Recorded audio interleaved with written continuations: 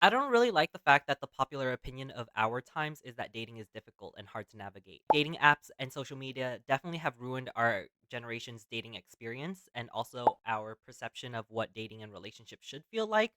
But little fun fact about US marriage rates reached its highest peak post World War II, and those getting married during that time reaped major benefits of a growing economy, resulting in population growth, which is namely why the generation of this time were referred to as baby boomers, because You know that you are a baby boomer if you have survived the following things: lead paint, rusty playgrounds. marriage rates during the 2008 recession were actually lower than marriage rates during America's Great Depression, at 7.9 marriages per 1,000 people in 1932 versus 7.1 in 2008.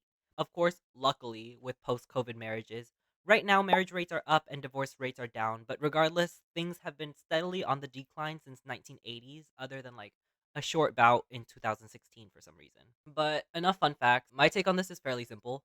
While my cynicism doesn't allow me to rule out bad apples like serial cheaters and whatnot, I think it's fair to say that the majority of people just want love and acceptance. But the thing is, nobody wants to feel like they are giving more than what they are putting out, nor do they want to feel like they are used or being taken advantage of in these or any potential relationships. So, in the modern day, individualism is the prevailing ideology from what we can see, in my very limited perspective at least. But I mean, self-help books are on the rise. People are reporting being more isolated and lonely. Male loneliness is apparently not only a thing, it's an epidemic.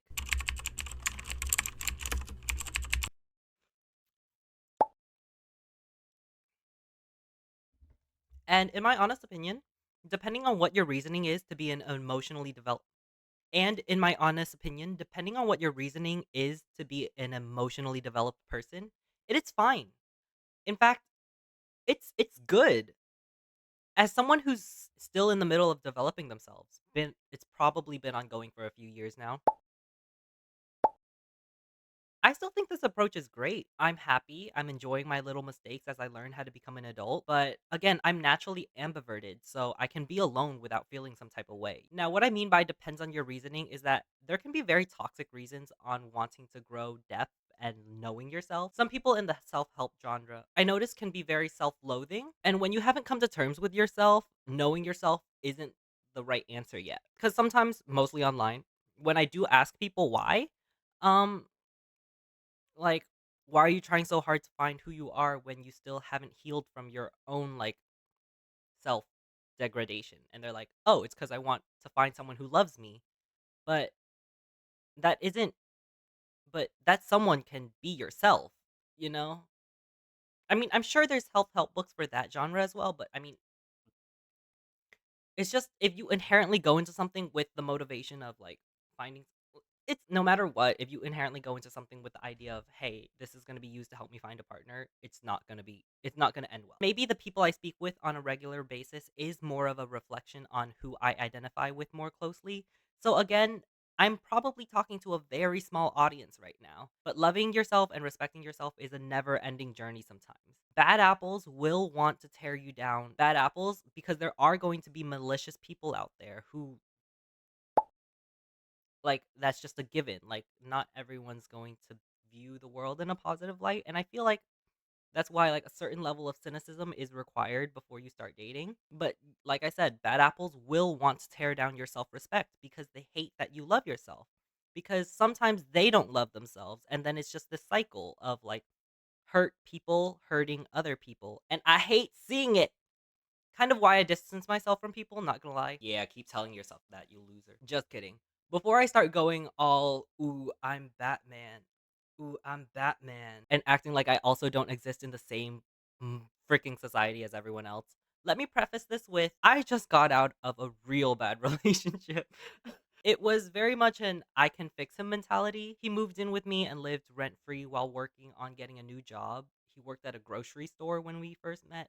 And when he started his suit wearing, desk having job, I felt like so proud, you know? Time and time again, I just got disrespected, but in my head, it just felt like, oh, I already put so much effort into him. When will he start loving me back? And the answer is most likely going to be never.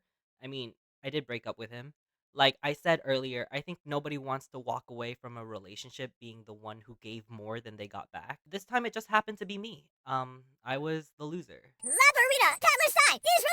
and that's okay. Moving on. Moving on. Miss Moving on. I think this is why things like situationships and roster dating are so popular. If you don't know what roster dating is, that literally is what it means. People are dating multiple people at the same time, having like a full scheduled roster of guys like it's a basketball team. But again, I get why it's so popular because when you are the one running the roster or the situation, then you really don't have to give much of yourself away. Arguably, spreading attention out six ways is much easier to do than staying and hearing out just one person. It takes no strength to roster date or situationship date because strength lies in vulnerability and none of those are substantially real enough to result in anything deeper. GOOD in goodbye. Put the real in relationship.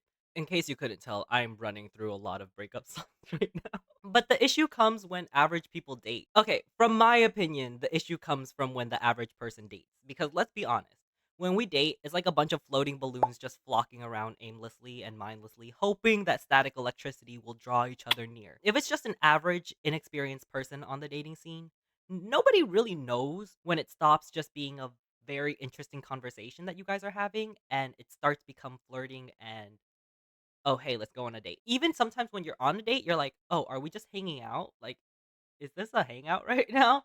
Because like you never know when it's oh, okay, this is a date. This is a date. But you know what kind of person does know when to make those moves? When to start the date, when to start flirting, when to start drawing in, pulling back? The serial dater, someone who dates so freaking much that they might as well have a black belt in dodging relationships. That person in a situationship with half of your class and let on one of your friends, that person knows when to seal the deal. Just from statistics alone, the likelihood of an average person meeting one rotten apple. I think the apple's rotten. I think the apple's rotten right to the core. I think the apple's rotten right to the core.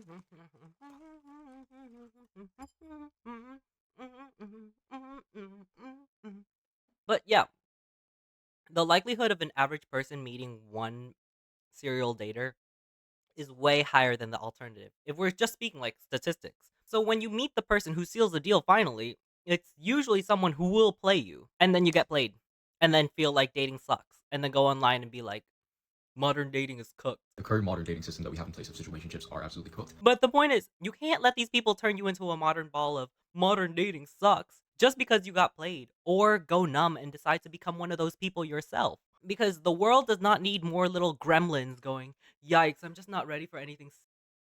That's not what we need more of.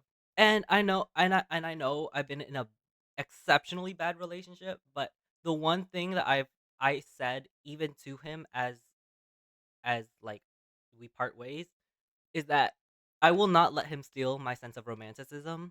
Keep it alive, but be cynical. It's not your fault you met someone who played you. It is your fault if you let that shit fester and turn into a player yourself.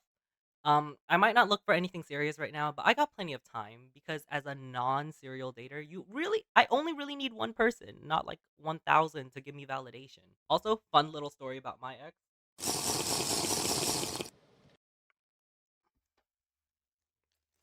When we first met, he came over and had an all-day date with me.